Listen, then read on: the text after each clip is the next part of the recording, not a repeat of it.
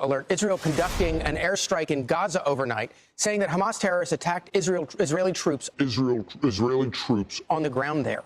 Israel is calling it a bold violation of the new ceasefire, putting the whole region on edge. Trey Yingst is live in Tel Aviv with the very latest. Good morning, Trey. This is not good news.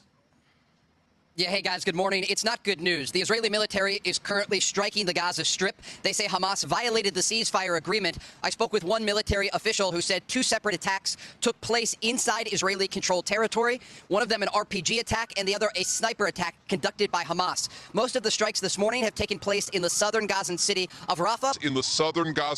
U.S. State Department saying, quote, the United States has informed the guarantor nations of the Gaza peace agreement of credible reports indicating an imminent ceasefire violation by Hamas against the people of Gaza. And so we're looking at 2 separate things here. One, an attack by Hamas overnight on Israeli forces within the Gaza Strip. And 2, a warning from the U.S. State Department that Hamas is planning to target Palestinian civilians or the forces that are currently opposing their rule inside Gaza.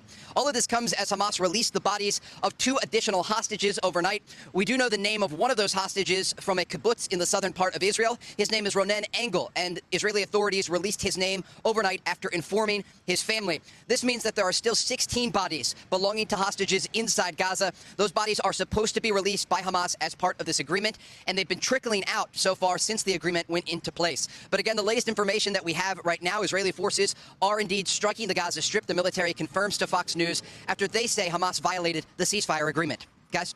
Trey, really quick. So when Hamas violated that agreement and those rockets were shot over to Israel. In the southern Gazan city of Rafah. Were there civilians there? And then on the Israeli side, in their retaliation, are there civilians involved in that as well? So we understand that Hamas violated the agreement by firing across the yellow line. This is the line that divides the Gaza Strip, where Israeli forces are currently in control. And where Hamas is still in control.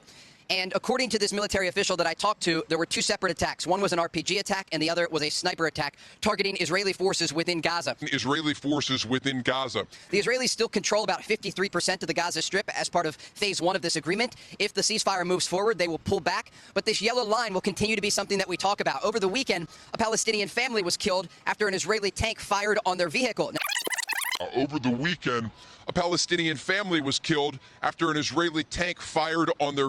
Sniper attack targeting Israeli forces within Gaza.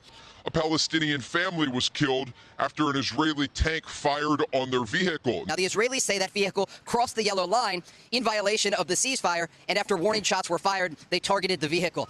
A Palestinian family. And so this yellow line will continue to be a sticking point in the negotiations. The fact that Hamas has launched this blatant attack against Israeli forces is an indication that they are not adhering to the ceasefire agreement. Over the weekend, a Palestinian family was killed after an Israeli tank fired on their vehicle. To fire a rocket-propelled grenade and to conduct a sniper attack is a clear indication that Hamas still wants to fight inside Gaza. This isn't surprising. In the past, when there have been ceasefires in place and agreements that were reached, not only during this war, but previous wars that we've covered, Hamas has violated the agreement because they want to continue the fight against Israel. And oftentimes they'll do it in these very small ways, single attacks here and there. But what the Israeli military wants to do is set a precedent, a red line.